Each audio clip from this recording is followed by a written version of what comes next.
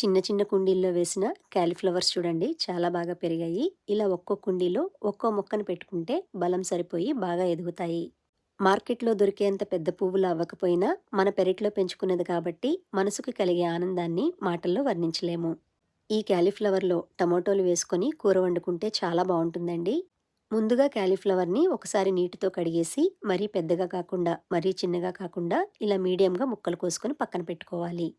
ఇప్పుడు గిన్నెలో నీళ్లు వేడి చేసి క్యాలీఫ్లవర్ ముక్కలు కొద్దిగా పసుపు, ఉప్పు వేసి హై ఫ్లేమ్‌లో పెట్టి ఒక పొంగు వచ్చే వరకు ఉడికించుకోవాలి.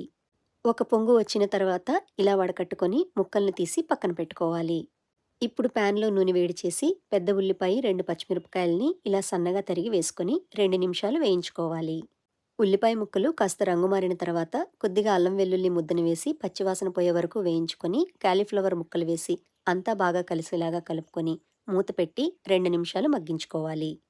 ఈ ముక్కలు మగ్గేలోపుగా మిక్సీ జార్లో 5 టమోటాల ముక్కలు, గంటసేపు వేడి నీటిలో నానబెట్టిన 10 జీడిపప్పులు, మీ రుచికి తగ్గ ఉప్పు, కారం, కొద్దిగా పసుపు, గరం మసాలా, అర టీ గ్లాసు నీళ్లు పోసి మెత్తగా గ్రైండ్ చేసుకోవాలి.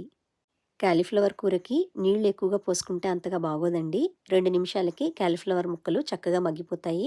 ఇప్పుడు గ్రైండ్ చేసి పెట్టుకున్న టమాటో గుజ్జు, మరో అర టీ గ్లాసు నీళ్లు పోసుకొని అంతా బాగా కలిసేలాగా కలుపుకొని మూత పెట్టి చిన్న మంట మీద నీరంతా ఎగిరిపోయే వరకు ఉడికించుకోవాలి. మధ్య మధ్యలో మూత తీసి ఇలా గరిటెతో కలుపుకుంటూ ఉండాలండి. 15 నిమిషాలకి కూరలో ఉన్న నీరంతా ఎగిరిపోయి దగ్గర పడుతుంది. ఇప్పుడు కాస్త కొత్తిమీర చల్లుకొని స్టవ్ మీద నుండి దించేస్తే సరిపోతుంది. ఈ క్యాలీఫ్లవర్ టమాటో కూరని వేడి వేడి అన్నంలో కలుపుకొని తిన్నా, చపాతీల్లో నంచుకున్న, జొన్న రొట్టెల్లో నంచుకున్న, రాగి రొట్టెలో నంచుకున్న చాలా రుచిగా ఉంటుందండి. అద్భుతంగా కుదురుతుంది. తప్పకుండా ట్రై చేసి చూడండి.